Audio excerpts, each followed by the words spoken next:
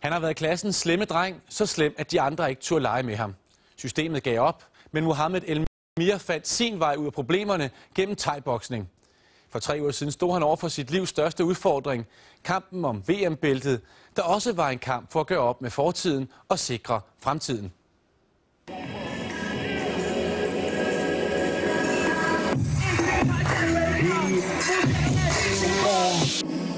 Stor spring. Altså, jeg var nede i et hul, og så det pludselig stod op i en guldklub. Jeg vender op, så jeg skulle se ham. Så er det jo alle dørene, der åbner for mig.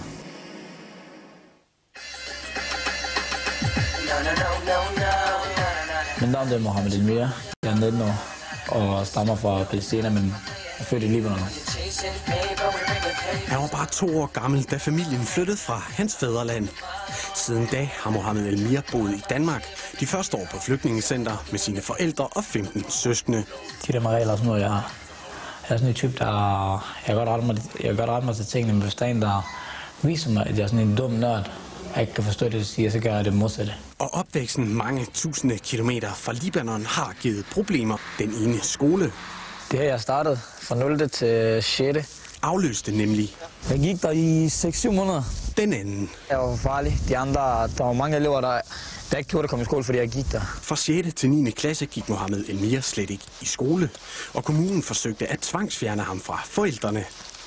Med besvær fik han alligevel folkeskolens afgangseksamen, kun for senere at blive smidt ud af handelsskolen. Jeg kan godt sidde stille, hvis jeg selv har magten for mig selv, og så sige, okay, det er lige det, jeg skal, så kan jeg godt. Men hvis der er en, der skal sidde og bestemme over mig, så sige, du skal gøre det der, du skal gøre det der, du skal gøre det der, det kan jeg ikke holde ud af. Goddag, Mohamed. Da problemerne kulminerede, blev konsulentfirmaet Ung Pro under Kalundborg Kommune El-Mirs sidste chance for at få en uddannelse. Hans svage punkt var at indordne sig under de gældende rammer, som han ikke altid selv kunne være med til at definere. Balladen i skolen fik El-Mir til i stedet at søge anseelse og respekt gennem sporten. Men hverken fodbold, håndbold eller badminton bed på El-Mir. Ja, det er bedre. Meget bedre. Meget bedre. Først da han blev introduceret til thai-boksning, faldt han til ro. وظليت انه على طول انه محمد ما بدي اخليه يبطل البوكس حتى لو بدي يشل او بدي يصيبه اي شيء خلص بدي اياه طاي بوكس حتى هو يكون نفسه بنفسه وهي بتمنى من الله انه يظل محمد يلعب بوكس. Den her sportsgren, den stiller krav til Mohamed som person alene. Han kan ikke gemme sig ligesom på et fodboldhold i forsvaret eller angrebet. Her der kræver noget om hele tiden. Det er godt, det er godt. Hans Olesen er manden bag thai-bokseren Mohamed El-Mir, og træneren har lært ham meget mere end blot boksning. Der var nogle spilleregler, der skulle overholdes, og der gav jeg mig ikke. Der var jeg meget konsekvent. El-Mir, tæmpeskyr. Og det gjorde, at El-Mir han ligesom sagde, okay, her der kan jeg ikke gøre, som jeg vil. Der bliver nødt til at indordne mig, men til gengæld ser jeg også noget lys for enden af den her tunnel. Da jeg begyndte at tage det seriøst sammen med Hans, okay, der sagde han til mig, du vil gerne være professionel, så er det den vej, vi går nu. Så er det det, vi går efter. Så er det det punkt. Så jeg bare sagt til mig selv, okay, smid resterne bagved dig, så tager jeg det. Så lad os starte for en ny side. De seneste 3 år har Hans Olesen været sparringspartner for El-Mir. Hvor tror du har været der, hvis du ikke har mødt Hans? Ligesom alle andre. Altså. Hvordan er det? Ja, ligesom alle. Hvis jeg ikke havde et arbejde eller noget, så derhjemme. På bistand. 1, 2, Der er fokus på ham hele tiden, og han får den opmærksomhed, som man gerne vil have. Og respekt også, dels i sin omgangskreds, men også, hvad skal man sige, i foreningen, hvor han træner. Den er skarp, det er godt, det er godt. Talentet var måske svært at få øje på i skolen, men i ringen er det ikke til at overse. Folk ser op til ham. Der er mange yngre, som er også ældre for den sags skyld, som gerne vil kunne gøre det samme, som El-Mir gør. Modsat. Blok. Sådan der, og igen. Faktisk er han så god, at han bare 19 år gammel allerede er dansk og nordisk mester. Og det har nu ført til en VM-titelkamp, El-Mirs største udfordring nogensinde. Fra før VM-kampen blev en realitet, der er han hele tiden sådan gået og stukket til mig, hvornår bliver kampen til noget, eller bliver den til noget. Da jeg så kom og sagde til ham, jeg har en god nyhed, og sagde, at nu kampen blev en realitet, så kigger han på mig, så lavede store øjne, og så sagde han, fedt nok, sagde han så. Men så efterfølgende kan jeg godt mærke det på ham, at så han egentlig sådan kom lidt tilbage og sådan blev spurgt til nogle ting, og der er ingen tvivl om, at det ligger oppe i hovedet på ham og rode rundt, at nu det skulle blive virkelighed. Det er dig, der bestemmer, det er din kamp. Det er dig, der skal vinde. Ja, ikke? Det er din fremtid, det gælder. Tænk på det. Jeg har jo altid drømt om at blive verdensmester. Som der er jo mange, ligesom du hørte før, der er 9.000 på sådan en liste. Ud af 9.000, så er det meget, der bliver hivet, ikke? Det er meget, der står der, okay, 9.000, det er jo ikke alle, der får chancen.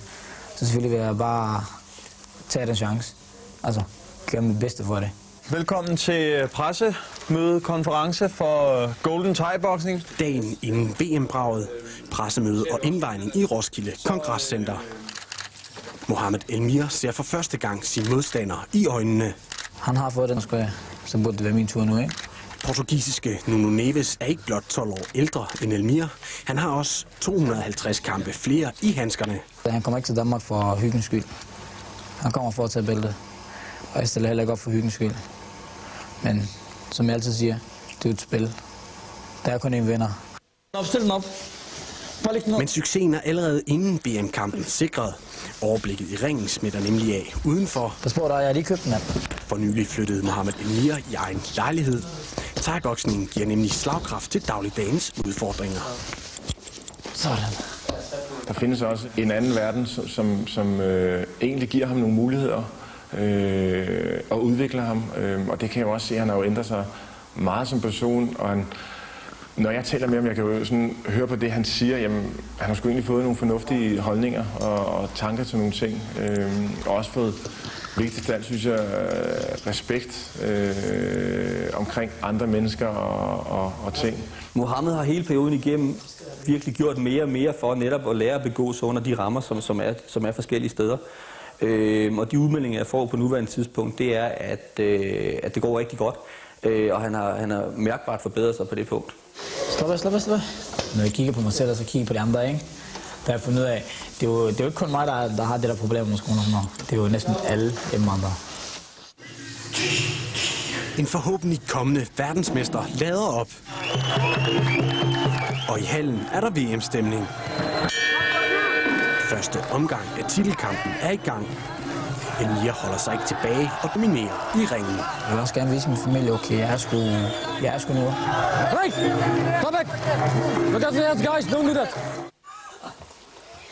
Hjemme hos familien Elmir i Jyderup. I stuen står beviset på sønnens anstrengelser. Jeg står her hos mine forældre, fordi det er dem, der får mig til at starte til det. Og så der har jeg bare altid haft sådan, at det er en god minde, de kan have fra mig, ikke? Så de pludselig ikke er der eller andet, så kan de altid, okay, prøv at se, hvordan det starter, så kan mine brødre også se det. Så hvis de vil et eller andet, så kan de kigge, okay, vi vil også gerne være ligesom brødre eller et eller andet, ikke?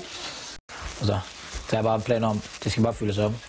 Og en stolt far glæder sig over sønnens succes. أنا بدي إياه يظل مشان أفرجي العالم كيف محمد كان وكيف صار بس. Tilbage i ringen er de danske VM-drømme blevet sværere at få øje på. Portugiserens overblik tvinger Elmir baglæns. Hver et minut, det er ligesom at løbe fra København til Hamburg. Så hårdt som det er. Det er lige før, man ikke kan stå på benene. Efter sådan en kamp, der er kun varet 10 minutter kvarter, så kan man sove 24 timer i en døgn. Så træt som man er. Det er også kræfterne, det kniber med mod slutningen. Nuno Neves, der går under tilnavnet Lucky Luke, er både heldig og dygtig i de sidste omgange. Og på bare et kvarter brister Elmirs VM-drøm.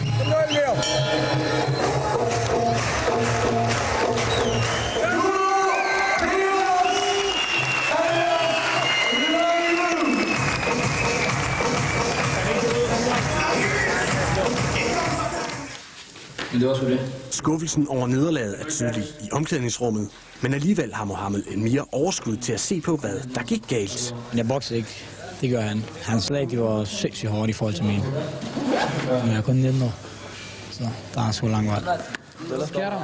En oplevelse rigere forlader Elmir Roskilde Kongresscenter. Nye udfordringer venter både i og uden for ringen. Jeg fortsætter alt, som det skal. Der ændrer sig ikke noget. Bliver Mohamed Elmir verdensmester med? Jeg kommer. Der går det lang tid. 5-6 måneder, så er jeg sgu verdensmester. Mohamed Elmir har netop færdiggjort grundforløbet som murer, men har nu fået ufaglært arbejde på en fabrik for at hellige sig boksning endnu mere. Det var LPS for i aften. I næste uge, der